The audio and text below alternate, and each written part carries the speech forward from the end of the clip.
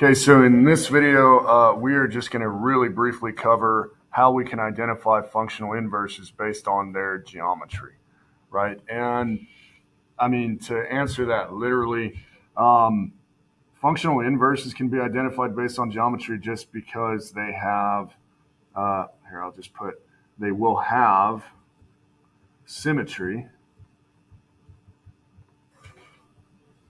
about the line y equals x, right? And in case you forgot, the line y equals x, so here's x, here's y. The line y equals x runs perfectly 45 degrees here to the x-axis and 45 degrees to the y-axis. This would be y equals x. It has a slope of 1 and a y-intercept of 0, right? So it perfectly cuts quadrants 1 and 3 in half is what we can say, right? And the way that you can tell that two functions like these two here, f and g, or not f and g, I'm sorry, g and h are inverses, the way that you can tell is that they will have symmetry about this line, okay? So got a super cool little graphic for us to look at. So here in blue, right, match the colors. Here in blue is g of x, so g of x is equal to x squared, right? And we see we have this parabola here, right? And if I go ahead and say, well, okay, I know its inverse is going to be the square root of that. And you're probably wondering, well, why plus or minus? We'll get into that later. But anytime you take a square root, there's a duality of squares there. There's a positive or a negative root.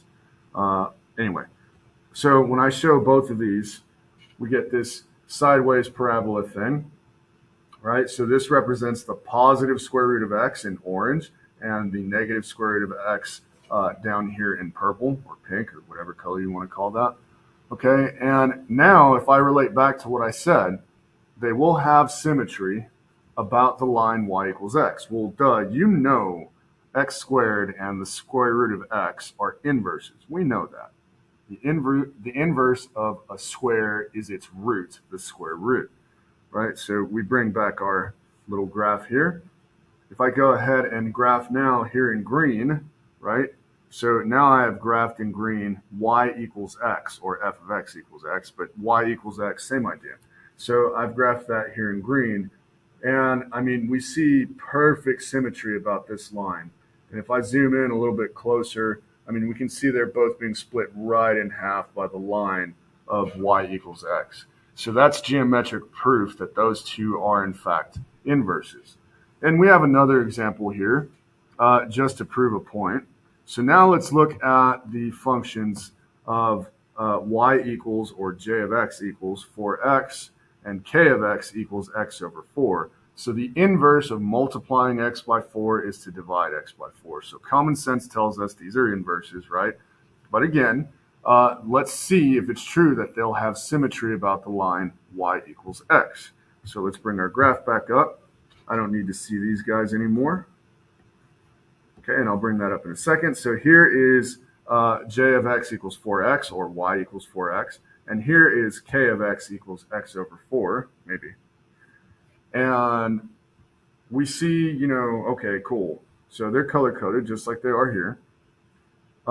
Nothing special, but whenever we bring up y equals x, we see, again, they're both being split perfectly in half.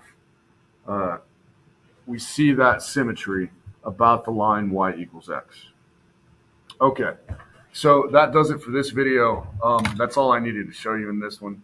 Anytime two functions have that symmetry, right, just like these two do here as well, anytime two functions have that symmetry about the line y equals x, right, and it may not be called y equals x, it may be called f of x equals x, but the point is we've got symmetry here, right? Anytime we have that, those two functions are in fact inverses, and that is proof positive of such. Okay, if you have any questions over this, shoot me an email. Otherwise, you know where to find me. Goodbye.